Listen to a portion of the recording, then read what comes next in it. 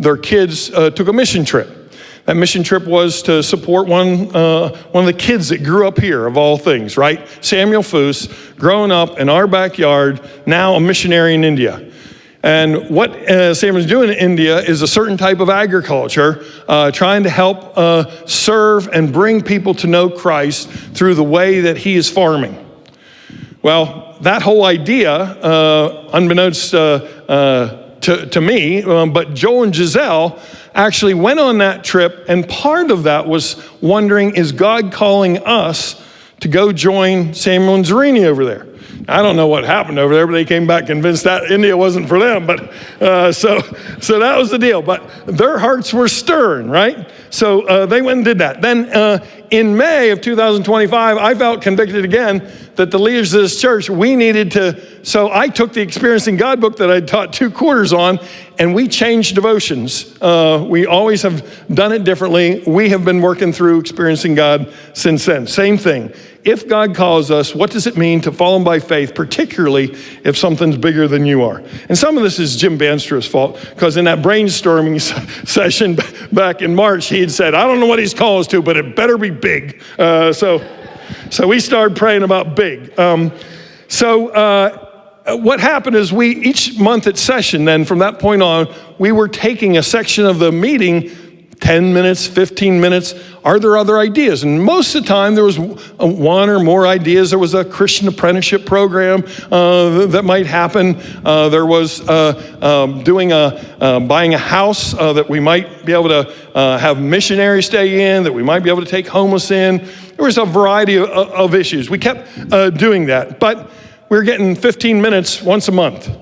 And so I asked, is there anyone that's willing to serve on an action team that we might think more intentionally about this and come back with some feedback for session so that we don't just visit it 15 minutes a month?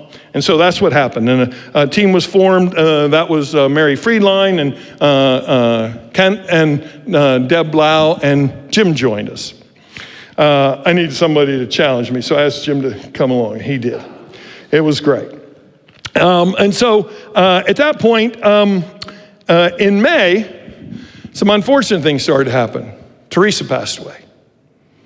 And then, such a short time after that, Marlon, we never saw that coming, right? That Marlon passed away. And so here we were, and in July, the action team met again, and I'm gonna blame this on Deb Blau.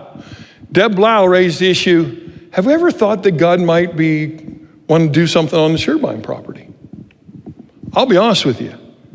I did the funeral, but that thought had never entered my mind. But when she said it, it went through me like a lightning bolt. Oh my gosh, can you imagine what we might be able to do there? So we took it back to the action team after that, after Deb raised the issue, and we wrestled with that. And the one thing we said, usually when God calls you to do something, he lays it on someone's heart that they just like, it's almost one of those things, if you've ever had it, it's like, I got to do something about this, right? And we said, you know what? No one's come forward saying, we had talked about a fellows program. We talked about, and Scott has incredible gifts that we think might lead to a program like that, or the family camp. We talked about ideas like that, but no one had come forward saying, you know what? I really think God's leading me to do whatever.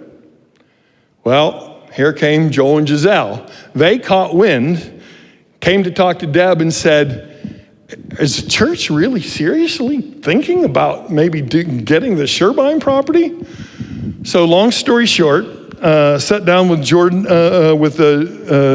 and Giselle, and began to listen to what they were thinking about. And what they're thinking about was, what they saw happening with Samuel and how he used that to connect with people in the community and how God was using him to change lives. But they might not have been called to India, but they're like, oh my gosh, is there any land with the Sherbein property, or is it just the houses? And I'll be honest with you, almost everything I'd ever thought about was, what can we do in the barn? What can we do in the house?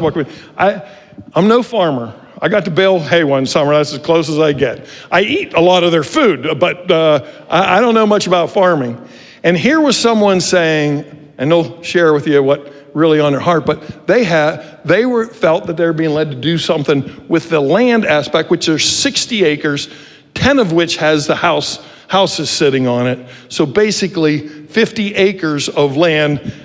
I said earlier it was a donut hole in the donut that the family kept the ring on. It's more like a racetrack. I was sort of surprised when we've looked at the land, how much land was there, but it's 60 acres altogether. So after we heard that, I went back to shared that with the action team, and we made a recommendation. Here's the recommendation. They said, why don't we go back to session and ask them to move forward doing a feasibility study in possible areas of using the camp. A lot of those ones we've talked about. What would it cost to, keep up the facilities? What would it look like to help Joel and Giselle if they wanted to do this farming idea? What would it be like to create a fellows program? What would it be like to come alongside camp and create? What do those things look like? And that was really the charge to take it back to session.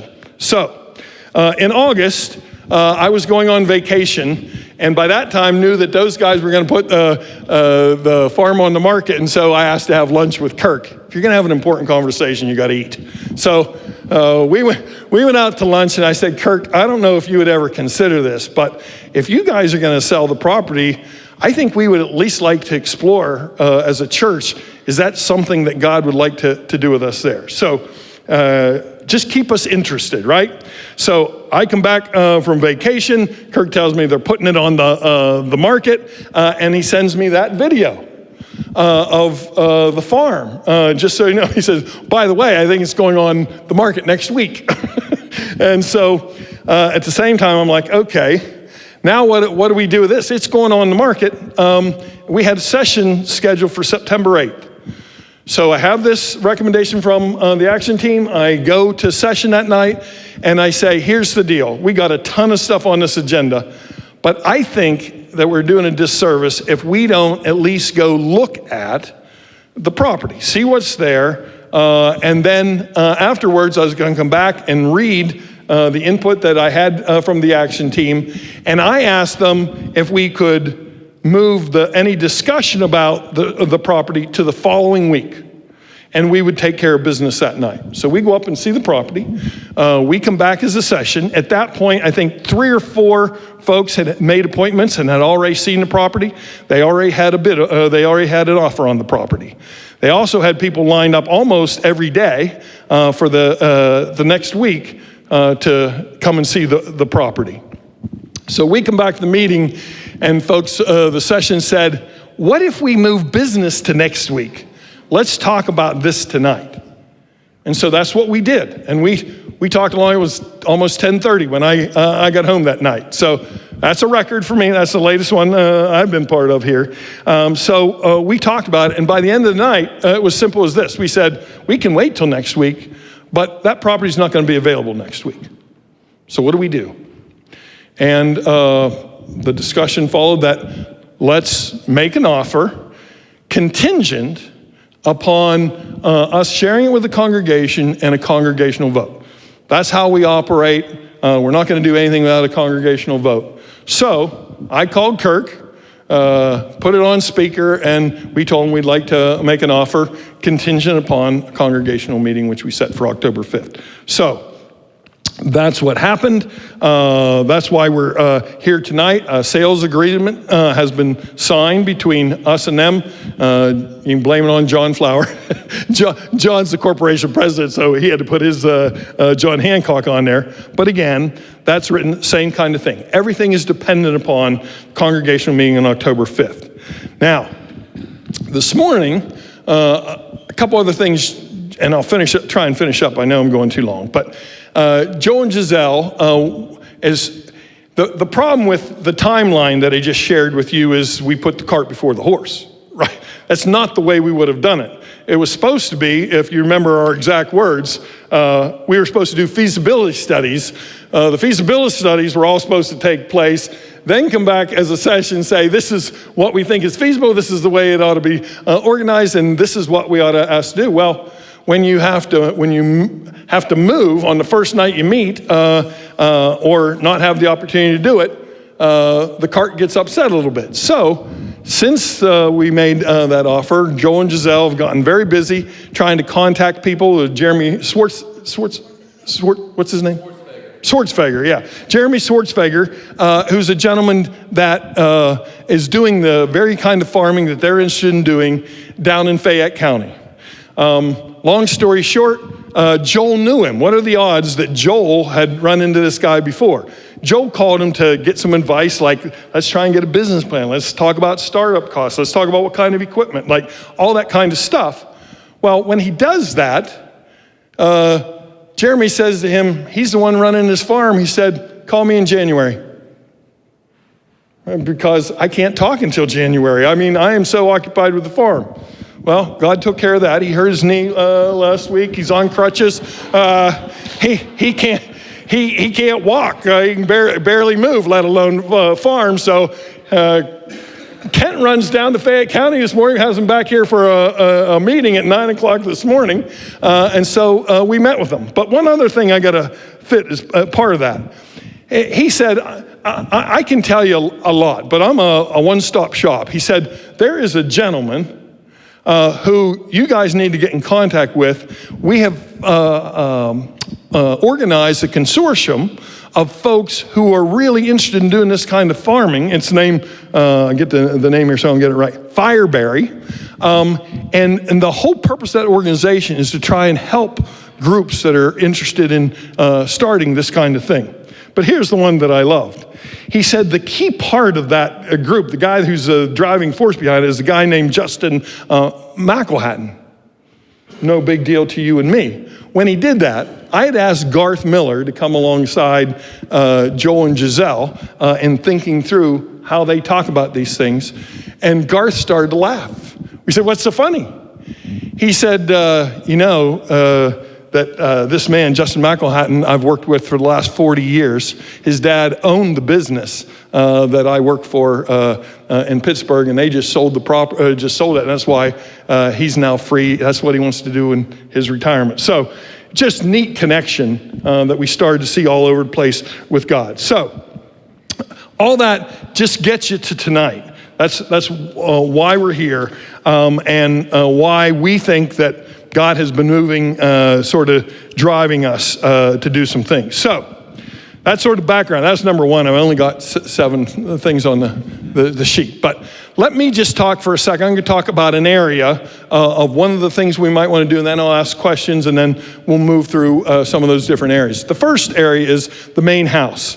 For me, we have had discussions. If you don't know, there were 18 junior high kids in just half of the youth room down there for Sunday school on Sunday. But as you know, we felt that pressure. So this building was built in such a way that we could just extend it and keep going out with that wing and add more Sunday school rooms. So for me, one of the things was, okay, if we were to put an addition, say 4 Sunday school rooms and a bathroom on that at the end of this building, what would it cost? And started thinking, oh my gosh. Well, you want to talk about teaching space. If you saw the living room at the house up there, you could easily put 50 or 60 people in that room and teach. You could easily put probably at least 6 round tables, if not 7 or 8, and put chairs around. There's a kitchen right next to it. So you could have a women's group meeting. You could serve a meal. You could teach Bible study up there. You could, on Sunday morning, it could be another place for a classroom. And so there's those kind of things. Aaron walks in my office the other day. He says, I know that when Spencer and those guys were doing it, they took kids to Windy Gap. He said, do you think we could ever have kids? Could we do a retreat in the main house, have girls sleep upstairs? I said, sure, you could do that kind of thing. So it's those kind of things. It's the barn. If you remember seeing the barn all lit, they've done wedding receptions up there. There's a lot of people who would recommend trying to create an income source and do that. I don't know if that's down the road or not. What I do know is that right now it'd be an incredible youth center. I know there could be a climbing wall in there. I know that they could have gatherings in there. You can do barn dances in there. It could become sort of youth central. The other thing that you could do with that barn is that, unbeknownst to a lot of us, there is a 20-something, a young adults group that Evan and Allie had been leading that now Henry and Becca are going to lead, and same kind of thing. There could be all sorts of programming done out of that for them. So the first piece is really immediate, saying, okay, how is this really like an addition to the church? That's something we could start as soon as we own the property. We could do all those kind of things that we just talked about. And we see both the barn upstairs that's been renovated to do receptions, and the house very conducive to all those kind of activities. So that's one of those ideas. Questions about that kind of thing and using the property in that way. Any questions that people might have? Scott's you have the mic, is there? So mic 4 is the one that for the past 2 weeks I wasn't able to get working, and now I can't find it. Okay, he can't find it. So if you have a question, you ask it. I'll repeat. So if you have a question, go ahead and ask it, and then I'll repeat it so everyone gets to hear it. If there's any questions related to the use of the house or the barn, and this time in those ways that I've talked about. Leslie. I just wondered if you are continuing with a real feasibility study, or if that's off. Leslie wondered if we're going to continue the real feasibility study. Yes. As a matter of fact, I mean, the whole thing, it's, as I said, cart before the horse, but that doesn't mean we're getting rid of the horse. Every one of these areas, except those things that are very, easy, as we just said, those are immediate things. But talking about fellows program, talking about the farming program, one of the suggestions, and they'll talk about, is to take a year to plan that out before you actually start doing anything. So in every way, the feasibility study we talked about before, now we would want to do that. The neat thing is we can start using it in some ways right away. Yeah, accessibility and parking. Parking is somewhat limited up there. There are ways, if the stays as dry as it's easy, but you're right about that there's not a ton of parking. That might be something we have to look at. The reason I just had one question is, before we get too excited about everything that's going on, because it sounds great, what are the odds that we can even acquire? Yeah, the odds of whether we can acquire it or not is that we've already signed an agreement to acquire it, and all that has to happen is for the congregational vote to be yes, and it's ours. And large majority of that. A large majority, yeah. It's not 50-51. We're not, or 51-49. We're not purchasing anything. So Session has talked about that. It needs to be that this church has a sense, yeah, this is something that we're supposed to do. I just wondered, because you said there was other offers and everything. So There are, but we have an in with the owners.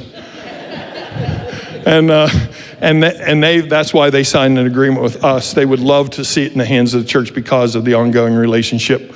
And Kirk and Heather have to live beside whoever's there. So, Beth. I had heard from someone that the barn was not up to code. Is that true? Okay, the question is the barn up to code? And that's way beyond, I don't know how to respond to that. I think the answer is what you use the barn for. If we were to say, if somebody were to buy it and say, hey, we want to turn this into an event center, then no, there would be some things that would need to be done with that. And that's part of those feasibility studies. And I don't know that we would say that we want it to be an event center, honestly, at this point. I think as it stands, it can be used in the ways that we anticipate using it. Others? Barb. The one thing I wanted to mention that you and I talked about, we have this opportunity now, and then we have time to think and pray about it, because we could always sell it. Mm-hmm. That's something that Barb raised the issue, and there's no doubt that part of this reality is we are really excited about what we're doing. This is sort of like, you don't want to think, Ken said, Dave, you don't want to think of an exit plan when you're going in, but the reality is, if we tried to do it and wasn't coming to fruition, it wasn't working, then we'd work with the Surebines and find acceptable. We'd sell the property. And so at the end of the day, it's not like that's going to lose a lot of value anytime soon. If anything, it's going to be the opposite. That's what Barb was saying. Others? I understand the money's there now to purchase it now. Yeah. Maintenance down the road, that's not gonna be cheap. For sure. It's gonna take a lot of effort. We're gonna have other employees. Sure. We're gonna take care of it. I mean, we're looking at a huge outcome, whatever Sure. you wanna call it. Where is that, how's that gonna be? Sure. The feasibility study, I don't know. Yeah. Ken's probably better if we want to get specific. He'll talk some about monies later, but just in general, let me say this, is that our proposal would be that we don't take all the monies that we have and purchase it, that we use about $600,000 of the monies that we have to purchase it, that we take out a mortgage for the very reason that you say there's going to be upgrades that are going to be needed, there's going to be equipment that's going to be needed, and that we do that so that over the course of the next few years, we pay it off, but at the same time, we've got resources to work through, and some of that needs to be worked into the budget. Is this something that we're committed to and trying to make sure we keep it up? So we do have, I mean, working with Kirk and the Surebines has been so great. There's about $50,000 a year expended just with heat and upkeep and all that kind of thing. So before you even are building things or adding things, you're looking at about $50,000 a year.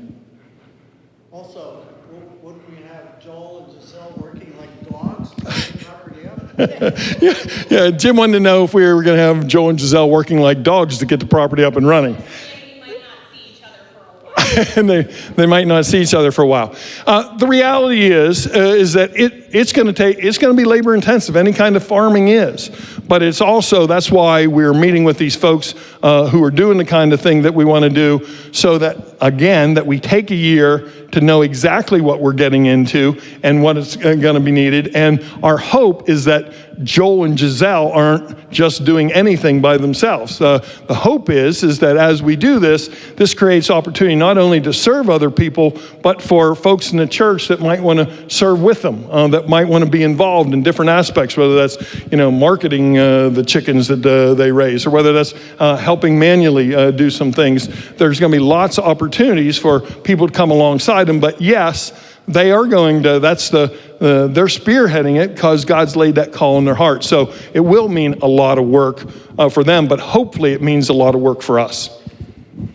Well, now I have one other question. I understand what it takes to farm. Yes. I've been there, done that. Yep. I understand. And I know the work that it's going to take. And I'm going back to cost here again. Who's paying Joel and Giselle? Mm-hmm. What salary are they going to get? I mean, if we're putting this out as a community project and the food and whatever we get out of there goes to the community, Sure. then there's no money coming in, that we're not selling all this stuff. Sure. Well, How are we paying Joel and Giselle? yeah. If I communicated that we're selling, or that we're just giving all the produce that we raise, that's not what's going to happen. There are going to be opportunities to be able to help food banks, we hope. There will be opportunities to maybe help homeless. But there's very much a desire to make this sustainable. So again, as we're meeting with those folks, it's about how that can happen. The other thing you need to know is Giselle is not quitting her job.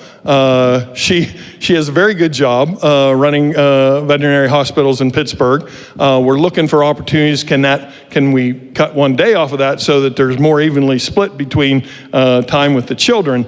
But she will continue to do that. That doesn't mean if we're going to have Joel do upkeep, if he's going to be plowing, if he's going to be mowing, that we would expect to hire him an hourly wage to do those things, and that would begin, in the very near future. Matt. I happen to know the sports figures very well. I've known them for about 25 years. I've been to their farm many times. They're doing very well for themselves with their sustainable farm. Yeah.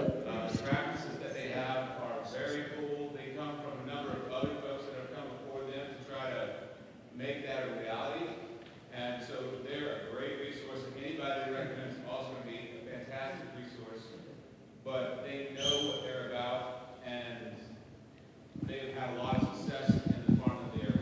Yeah, the question is about that is that we do feel very good about the network of folks that we're getting connected with, and particularly their wisdom in saying, don't go out, one, acting like you know all that you need to do here. Joel and Giselle have a vision and a dream they came to us with, and now we're beginning to explore it. And so we're going to explore it further. But the good thing is we got folks like the Schwartzfegers he's been doing it for 16 years and had some great advice just today. I just listened in. I didn't have a lot to offer, but trying to understand how to go about it. But they're going to be a great resource in doing it. But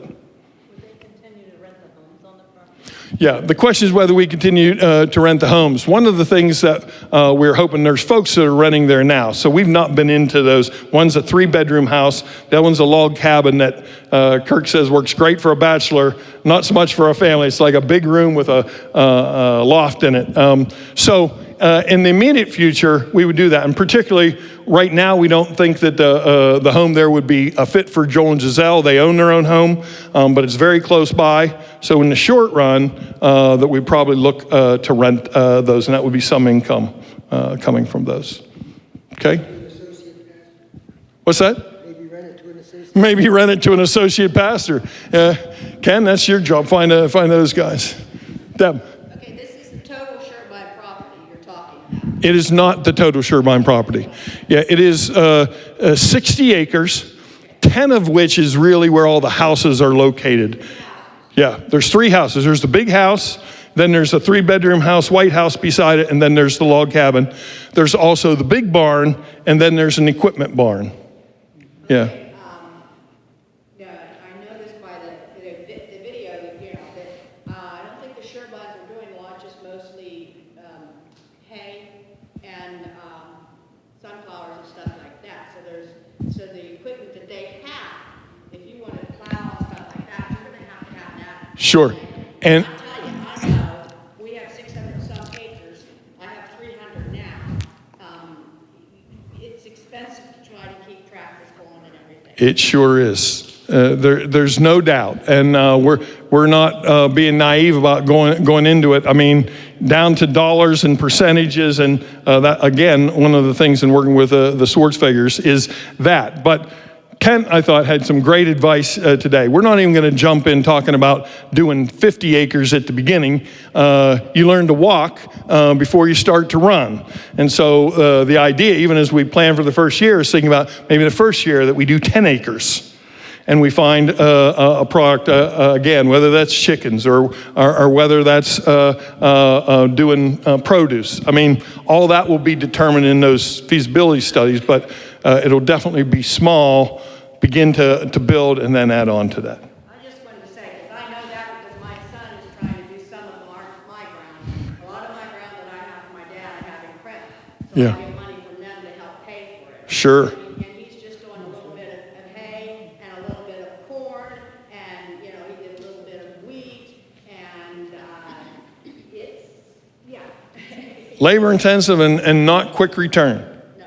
Yep. What you say about renting the homes and selling the produce, what you have to remember, what in my mind, is that we're a nonprofit organization. So if you're talking about making a profit, you gotta check into that. Yeah, well, we sure do. I mean, the other thing, I've been dealing with is the community center, trying to get community center started in Boswell. So I've spent way too many hours with Jim Courtney and Doug Ream, and they've given me every reason in the book why, how I can do a coffee shop and how I can't, whether it's liability issues or whether it's losing your nonprofit status. To give you some kind of idea, there's a book that I've got some folks on the action team reading that is a church in Indiana who's doing similar type. They're not the farming aspect, but starting different businesses. They have 14 LLCs functioning under the auspices of that church. And the reason for that is separating both the generation of profits and liability issues from the church. So all those talk about feasibility studies, those kind of things need to be considered too. This is a twofold question. Does the property go all the way down and include where the flowers are? No. The property, I always say the best way to think about this is a lollipop. Okay, basically take 50 yards on either side of the lane going up.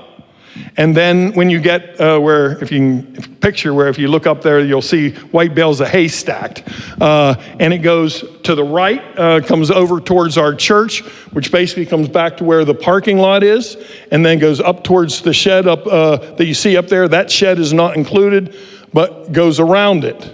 And then if you go on the other side of the road, you come up there about where those are, and then there's a ridge that, I don't know, Kirk, 100 yards off that road, there's a ridge, and that runs the whole way down almost, if you know where Carl lives, back on the back road towards Twin Lakes.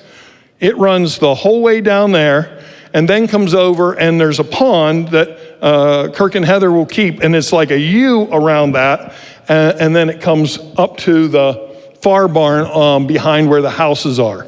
So again, my best picture for you to think, I said it was like a donut, and the piece that we're getting is like the whole, I think it's like a racetrack, really. If you look at the land that's left around, it's like a racetrack, and we're the inner part of that racetrack. Second question. The second part of that is, have we given any thought to security, since we're going to be adding that much more space and that much more accessibility? And I'm going to refer this to Lucas. So just so you know, we just voted to upgrade our security system and video system too. So he'll tell you about that. Yeah, just real quick. So we're going to be upgrading the security system. Currently, we have a 16 bank camera system right now. We're going to be upgrading to a 32 bank system. With that system, if we add that facility up there, not only will we be able to put cameras for security up there, but we'll be able to monitor it from any location, so mobilely or here at the church as well. So if there is something going on up there, we'll have the ability to know exactly what's going on and keep it secure from that standpoint. Okay. Any more questions? You're going to have to hold till after another I know, but we'll go on all night. There are going to be questions after each section, so hold on to that question and ask it after the next section. So at this point, I'm going to ask Joel and Giselle to come up and share their vision of what's happening and give you an opportunity to ask them questions. All right. Don't take the beating now. All right. We're not as eloquent as Mike, so please just be easy on us. Well, I guess you obviously know we got a passion for farming. The past few years, I have really just taken to maybe a little bit different style of farming than folks around here are really used to. I'm not really going to get into that, but I think every farmer knows that they really care about the land. You can't do nothing with your ground if you're not taking care of it. Mm-hmm. And what I've really gotten into is just how the land functions as a whole, as the different parts of it all come together to make life happen. And that's the way God designed it. Yeah, it's the way God designed it, and it's amazing. And the idea came to me, I don't know, it was before I think I even knew who the Fooses were. I was like, and if some of it had to do with just coming to this church. I'd never been to a church before that I guess I really felt a part of, and that I saw things happening, that the community was involved, that there was thought that went into things. And I had said it to, I think, Scott, years ago. I was like, wouldn't it be cool if there could be a mission field in farming somehow? And I'd never, I didn't even realize it, naive, that was a thing around the world already. And all of a sudden there's this guy, Samuel Foose, that our church supports. And I was just blown away by it. And then we talked to him a little bit, and then he disappeared back to India, and then they were here again. And then it was like, oh, we get to go see them. And we were there. We touched what they were doing. We saw how they were interactive with their community, how they brought people from their community to them.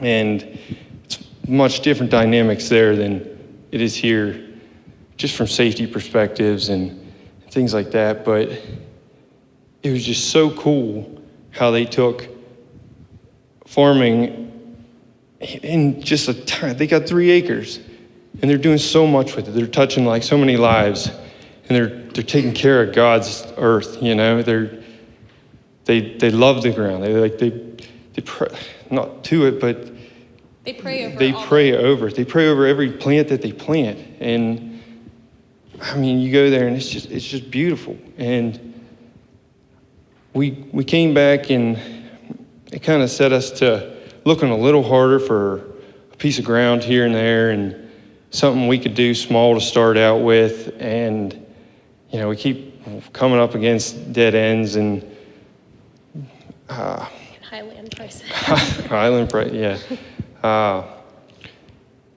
Just nothing was quite there for us, you know, and Mike explained kind of like how we just kind of bumped into this whole thing very recently, and it's all happened rapidly since, but we caught wind of it, and the thought just exploded in my head. I'm like, this could be amazing. You know, we're doing it in our country, in our community that is already an agricultural community. You know, it might look a little different the way we do things, but our hearts are all like, when it comes to agriculture, I think we all truly love the same aspects of it, you know.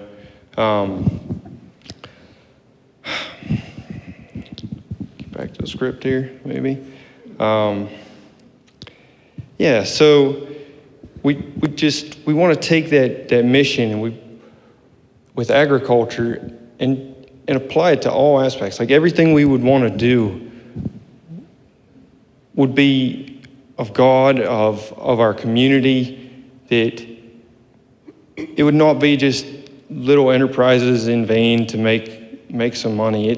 We really want it all to come back to to touch the people of Somerset County, you know, and maybe the world even. Talk about like what?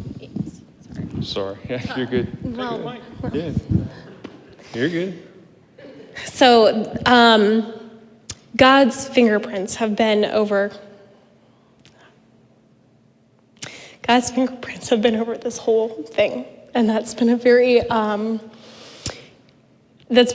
overwhelming aspect to all of this. What Joel didn't tell you is that I'll take it just a step back. When we met with the Fooses and decided to go to India, we had already been planning to go to India. When I was in veterinary school, I did a lot with Christian Veterinary Missions, which is 100% farming and agriculture in third world countries, you know, for economic reasons. And it gave me a really strong sense of being able to share the gospel through agriculture, seeing people's lives change through the very practical application of farming and livestock care. And so that was all the way back in like 2011, 2012 that God had started that process. One of the trips that I took was to India. It was to southern India. And Joel and I decided to take a vacation to do a mission trip. We said, we're not really great at going to the beach, so we're going to go to a foreign country. And I had reached out to Christian Veterinary Missions, and they said, hey, look, like we'd love to have you, but it's a female-only group that we can take right now. And so we said, okay, that's totally fine. We'll plan for a future trip, you know, in the next few months. Maybe they'll have something more available. And at that time, that's when, if you guys remember, the Fooses went through a very challenging time on their farm and had to make an emergency trip back to the United States. So we're all in the library. We're all chatting. You know, Samuel and Zarini are sharing their story. And I said, oh yeah, we were kind of thinking about, you know, coming to India ourselves at some point. And he's like, oh, who are you going to do that with? We said, well, we were doing it with Christian Veterinary Missions. And he goes, oh, you know Melissa, she's the veterinarian near us. She's only like 3 hours north of us. We have been friends for 10 years. And so the very people that we were gonna go out there and connect with happen to already know the Fuses, and they have a really good relationship out there. And that's when Ken immediately approached us afterwards and said, hey, we're looking to get a group out here to go. So just even little things, little connections like that have been really cool. When we were out in India, one of the things that I think Joel was trying to get at was, talking about, yes, impacting Somerset County, we want to get to the point where we are able to work with food bank and foster families and Meals on Wheels and all of these local organizations that I know are so near and dear to so many people in this church and into our community. And how do we be the hands and feet of Jesus in that, right? Through agriculture. How do we make this look like church when it doesn't look like traditional church? We've talked about gathering, we've talked about growing, we're doing those things. How do we go? And how do we use this as a tool to get out these four walls, okay? But in the process of talking to Samuel and Zarini, they had actually considered having a contact in the US where they could exchange people to teach what we would call, godly stewardship farming practices. Having Americans come over and see what they're doing at their farm and being able to experience those things and then bring that back here. And likewise, maybe bringing people from other cultures here to see us doing it as well and how that can impact things. And I'll tell you what, it's a little easier to share the gospel here than it is anywhere else. And so if you think about that farm also being a worldwide mission, what we could do to bring people in, and then they get to go home and share that gospel with their own families and their own communities and what impact that could have. So I think when we're talking about let's catch a vision, let's catch like a big picture of what's going on here. This is not just like, oh, we want to be cute and produce some food and, do some homesteading and have a couple chickens. We are talking about real work. We're talking about real connection to the people that we see at Walmart right now. The people that, we're sitting in the pew next to, the people that, need care through CYS. We're looking at real organizations in our community that we want to be able to help and serve in a totally different way. And quite frankly, Joel and I are on this journey with you guys. Like, there's a lot that we're learning that we don't know, and we're going to need help. We're going to need you guys to step up with us to do that. So, anything else? You rocked it. I don't know. I think she just said it so good. It brings all of us right into everything. It's you and you and you, and we can go up there and potentially, at least in my vision, my dream, can be right beside someone we don't even know who wants to be a part of something too.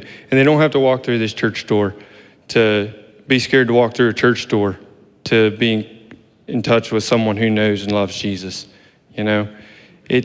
I know it's totally bizarre. It doesn't, you hear it and you're like, that's just ridiculous.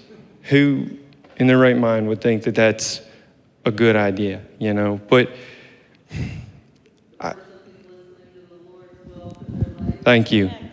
I can't help but he put it in me, this idea, and I don't have all the answers for you. I really don't. The people who are coming out of here, out of the woodwork that Mike's mentioned, Justin McElhatton, another fellow, Steve Montgomery, Jeremy. It's just crazy how these people are popping up as we've, in this incredibly short time period that this has all happened with. How rapid it is, I get how scary that is. That it doesn't seem logical to move that fast on something like this big. But you just have to see the crazy fingerprints that God is putting all over this, at least from our perspective. And we're trying to tell you about those things because I can't believe that it's just coincidence. It's just amazing. These people who are thinking exactly the same things that we're trying to tell you about. And they want to be a part of it too. It's not like we're going to be alone in this. There's people out there who are thinking these same things, and I think we have an amazing chance at something here. Yeah.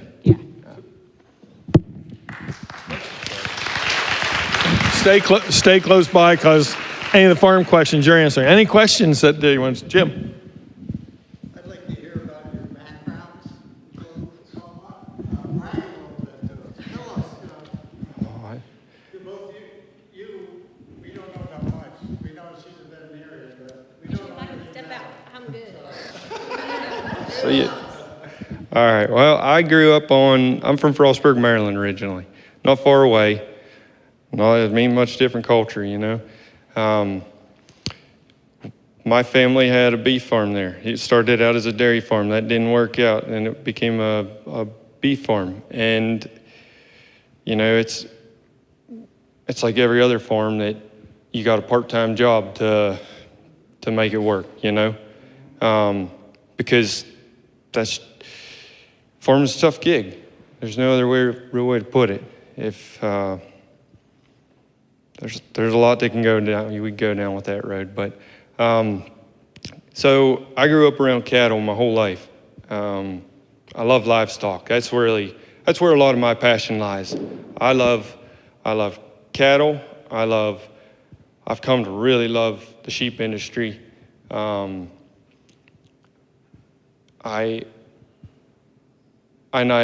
how they work with the ground. They're essential to it. I mean, they turn grass back into something that is completely usable again. It's just cycles again. But so I've got my whole youth growing up on a farm. I went to college for ag technology. I worked on that school's farm. I kind of hopped out of that into the HVAC world for a bit, and then I jumped right back into the farming world. And I worked for 3 years, I worked on a sheep farm that had 1,000 head. Me and the farmer did it all. I've wormed a lot of sheep over the years. Livestock doesn't scare me. You know, I see, and I've learned a lot recently in recent years. Even though I haven't been farming, I've kept up with it. I've studied with it. I look into it constantly, and I see how people are doing things different than we've done in the past. And in a lot of ways, it's kind of going back beyond the past to what was done originally, you know. And it almost sounds like we're backtracking, but in a lot of ways, we're kind of going back to what God originally made with that. So I've been through in the world of agriculture for a while. Now, have I ever tackled a mission field before? No. But like I say, this idea, this passion got planted in me to somehow connect those two things. I'm a good mechanic. I love building things. I work HVAC also. I'm a farmer, you know. I know how to fix. I can fix stuff. It's just what you do is. I don't know what. That's good. Okay. Hey, Mike, can I cut? Scott needs to scoot out to I've got a pastoral and could he share his, and then we can kind of jump back. That's good. If that's all right. Sure. That'd be so. Sorry. You're good. Mike was the one that was long-winded at the beginning, so. I'm holding a microphone. Does somebody want it? Yeah, okay. I was just letting the person know that I need to leave to spend some time with, that I'm going to be there. So the Fellows Program is something that is happening nationwide. Over the past 10 years, 15 years, it's become a little bit more familiar to particularly suburban and urban settings. And the idea is really leadership development amongst those coming out of college as a means to help young people gain a vision for what it is to invest their career and vocational abilities in kingdom-oriented ways, so that as they go out and do whatever vocation it is that they're called to, they have a specifically kingdom mindset.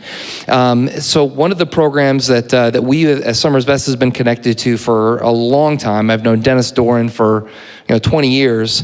Dennis runs the Fellows Program out of Trinity Church in Charlottesville, Virginia, and it's been neat to see what's happened as a result of that Fellows Program, as he has continued to recruit college students, develop them over a year-long internship, and then ultimately sent them out to do kingdom work. Inevitably, a portion of them have stayed within the context of Charlottesville and served and lived in that context. I don't think it would be a surprise to you to know that one of the challenges, we've had a challenging time finding pastors that want to move to Somerset County.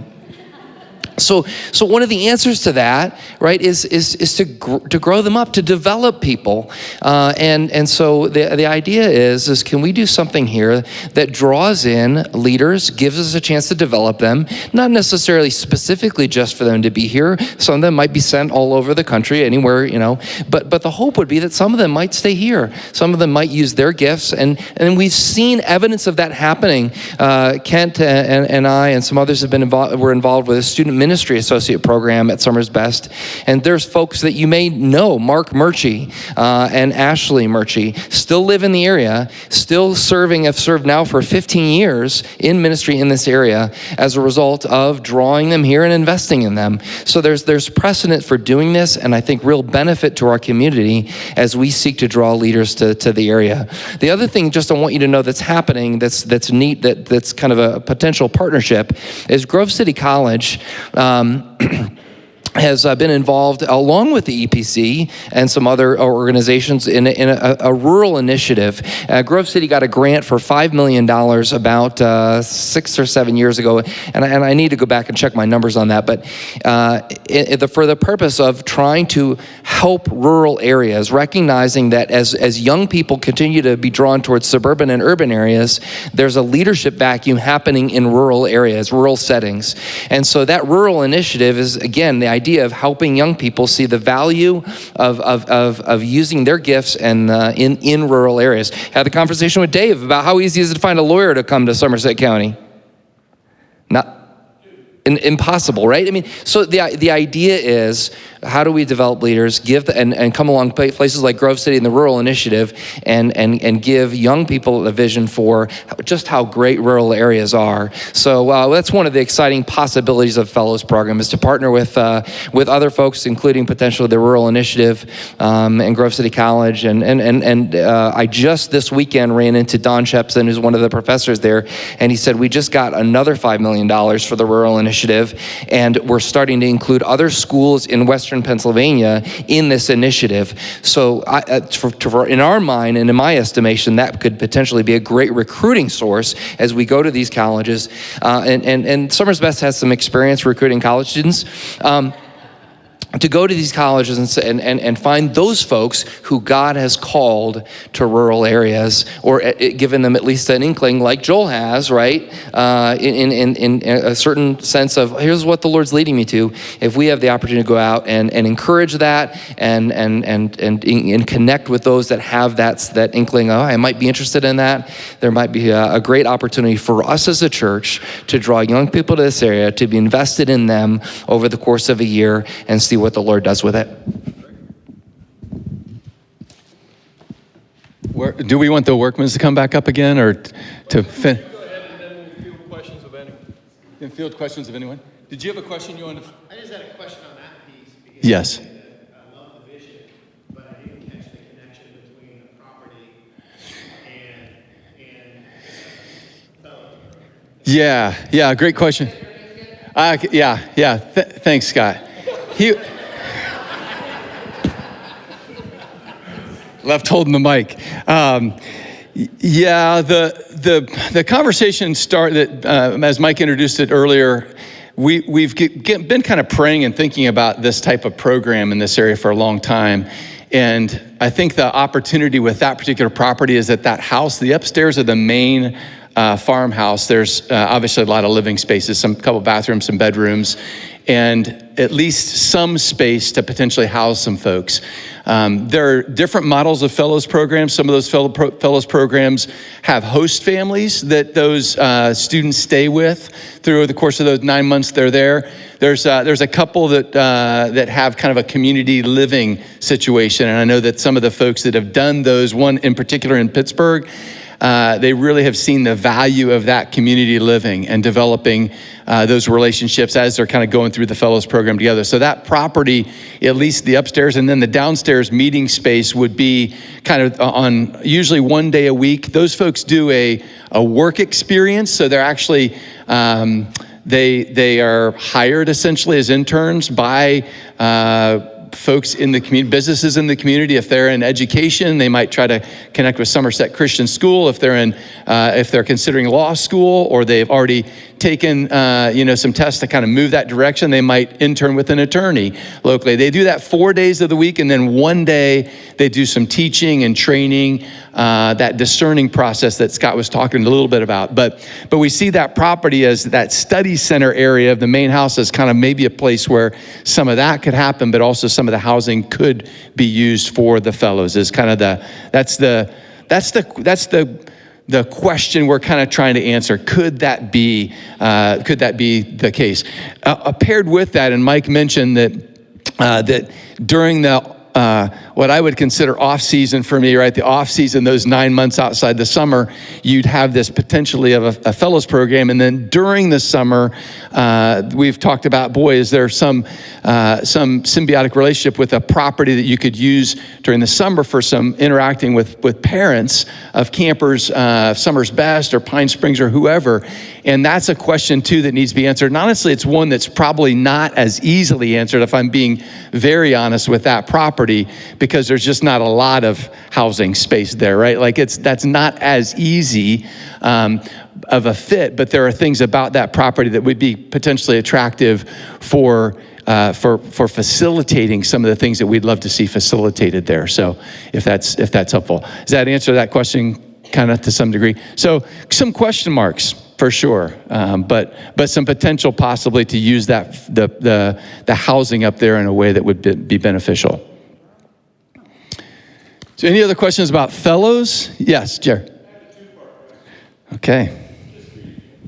Now, it's my understanding that we would be inviting people from other churches, other denominations in the area to participate in the fellowship program. Yeah, I mean, I think there's usually one church kind of hosts that, like takes the lead on that. So those folks would really be kind of connected in some ways to us specifically, but it wouldn't preclude folks from being connected to some other churches potentially, right? So one of the things that those folks do is if somebody's considering going into youth ministry, they would plug into Crossroads here, and all of them would be connected in some way, but sometimes there's some partnership relationships with other churches in the area as well. So if we develop these Christian leaders, how many lives have we touched? Well, let me go get my calculator over there, actually. And no, I think that's the thing for me that is, there's so much about an opportunity like this that's hard to quantify. And even when it comes down to numbers, and I'll talk about those, I can throw some things out at you. We spent a ton of time today talking details of all these enterprises and things like that. But honestly, for me, it doesn't necessarily come down to those kind of things. It comes down to just the question, do you sense that God is wanting to do something in our congregation with this opportunity that will stretch us, that will grow us, that we can impact the community? And are we kind of able to take a step of faith a little bit in doing that? How many lives are going to be changed? I would hope that my life will be changed if I'm a part of it, right? And so there's one. So far it has. And if I could take like a minute, and you can time me. So I was tasked partly with having a conversation tonight, or actually October 5th is what I was told, and then it got pushed up to tonight, thanks, Mike, about the financial side of this, right? Like what's that gonna look like? How can you make this farm sustainable? So I got on the phone with my friend Jeremy Schwartzfeger, who happened to have months ago been in touch with Joel by coincidence. His wife grew up at camp at Summer's Best. Their kids go to camp currently. And I said, help, I need to talk to you. And we spent a good while talking. He said, you need to talk with Steve Montgomery. Steve Montgomery helped build our SB2 Wild course along with a guy named Michael Barbados 25 years ago. And I wasn't even here, but he knows Summer's Best 2 weeks. He's worked here. And Steve partnered with a church in Ohio about 20 years ago to do a farm like this farm. Not exactly, but similarly, right? And Steve said, you know, I'm actually selling my farm, and I'm just going to manage another farm for a guy named Justin McElhatton, who decided that he wanted to create a network of people, and he's leading that charge as a very successful executive in Pittsburgh. He's decided that this is a mission that is kind of part of his life's endeavor, and he's wanting to come alongside. And Steve said, I've already texted him, and he wants to come out and meet with you guys.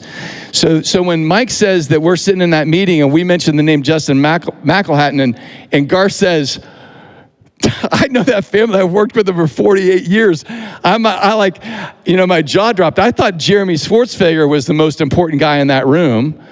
Here in the library, we were talking, but it really quickly ended up becoming Garth because of that connection. It's just very much a God thing, and there's so many pieces like that it's hard to put on paper kind of how you see some of those things coming together. That being said, I am one of those folks that I do really want to. I drilled Jeremy. I've spent a lot of the day with him because I drove down there, picked him up, drove back here, met with him here, drove him back down, came back.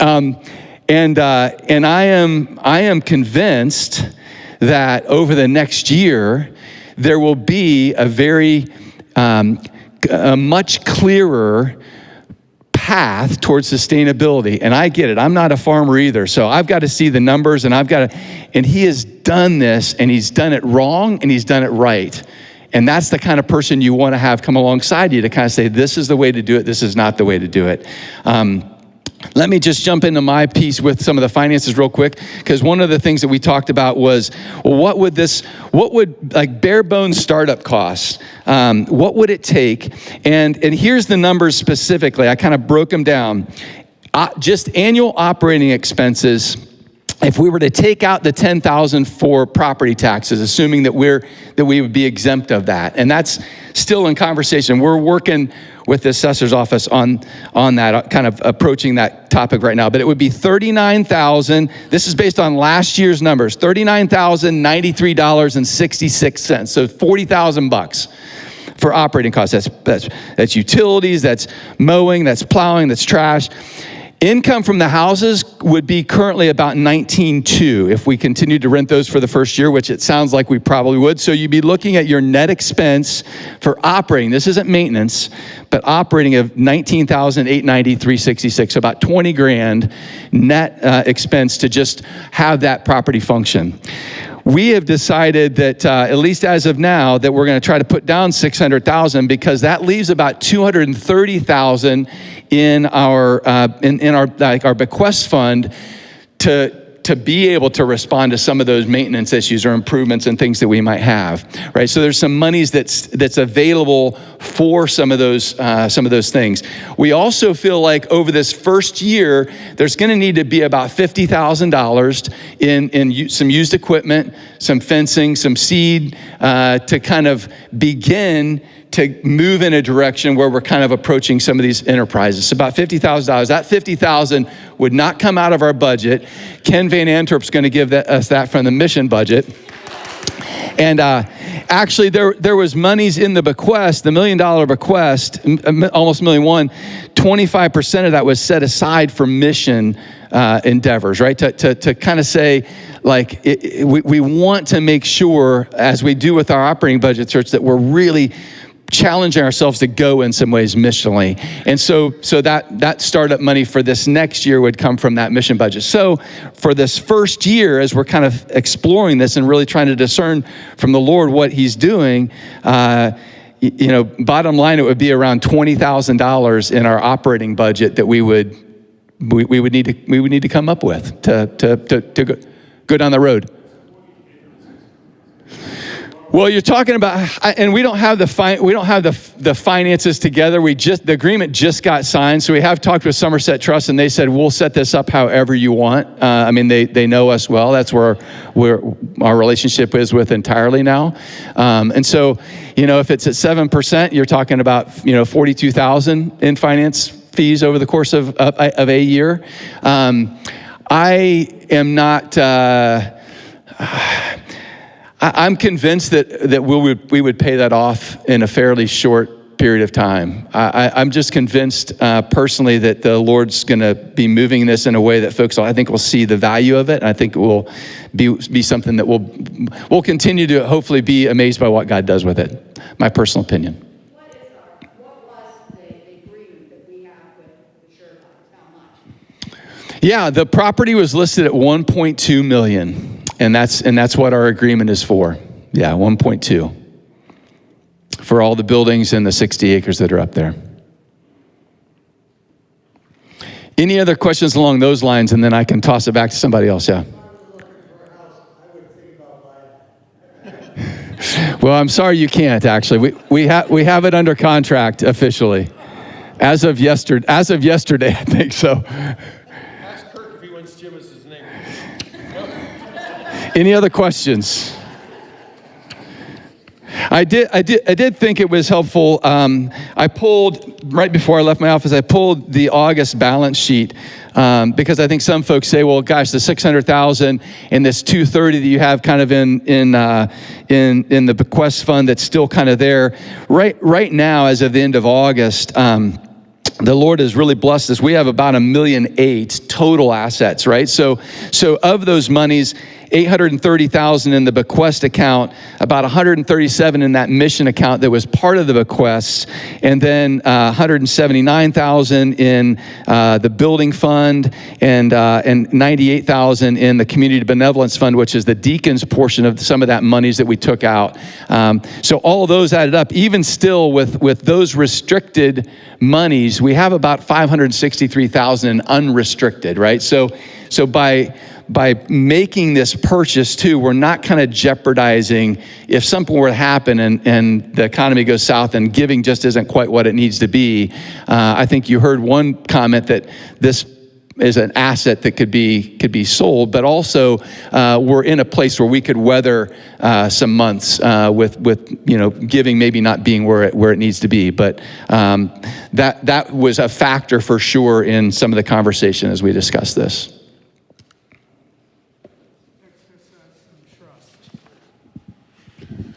Okay, I earlier cut off. I know it's gone quite long, but if there are any pressing questions that folks wanted to try and give you as much information, I beg of you to pray. I'm not saying that because I'm a preacher. I'm saying that because the last thing in the world I want to do is go down a road that God doesn't want us going down. But that's not what scares me the most. What scares me the most is God asking us to go down a road that we're afraid to go down and willing to step out in faith to follow him because it's something that's different, it's something that's unique, something that we don't have all the numbers. It's not something that's common sense. We know that it's going to work out, and I love that. So I ask you to join me in praying. Any pressing question before I close this in prayer? Jim.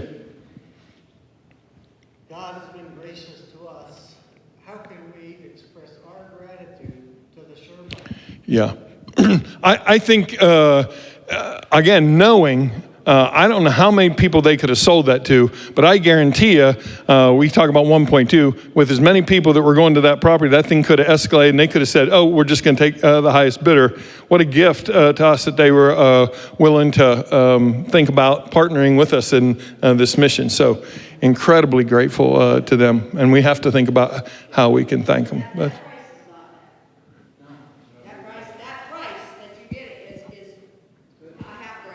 yeah, you know what it's worth, right? Yeah. Right. Any other pressing question? Let me close this in prayer then. Thank you for being the great God that you are, Lord. Thank you, as I've watched and listened to Joel and Giselle in an area that never entered my mind. And hearing the connection after connection after connection of over in India, connections with Samuel and Zarini of people that Giselle knew, and hearing the connections here of people that Garth knew and that Summers Best knew and that Joel knew, and watching your hand weave that all together is just fascinating to me. Lord God, all I can say is what I hear in scriptures again and again and again. Here we are, Lord. Use us. You use us the way that you want to. I beg of you to lead and guide us into your will, and just pray that you continue to be glorified in the future, St. Paul's, as you have been in the past. And we pray this all in the great and strong name of Jesus Christ, our Lord and Savior. Amen. Thanks, everyone. And feel free, if there's questions you have, talk to any of us.